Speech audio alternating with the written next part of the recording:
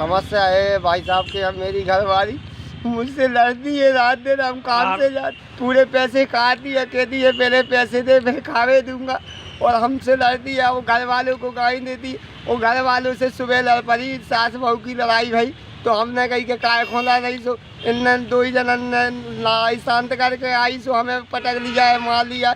सुबह पुलिस गई तो हमने सुबह पुलिस वालों को बता दिया है, पुलिस वाले समझाया है, फिर भी जा दिन के हम पड़े थे, जाए यहाँ से गई रिपोर्ट करके।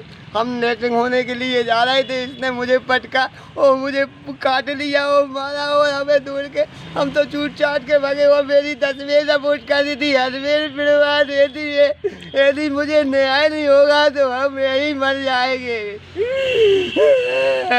आज हमें एफसी साहब के यहाँ न्याय के लिए आए कि मेरा कुछ न्याय हो, मेरी बीवी मुझे खा लेती है, हम ऐसे ही मर जाएंगे, मुझे कुछ नहीं, कोई सुन नहीं आए मेरी बात। परेशान करती है और बेफालतू में पुलिस को पकड़वा दी है, पुलिस मारती है।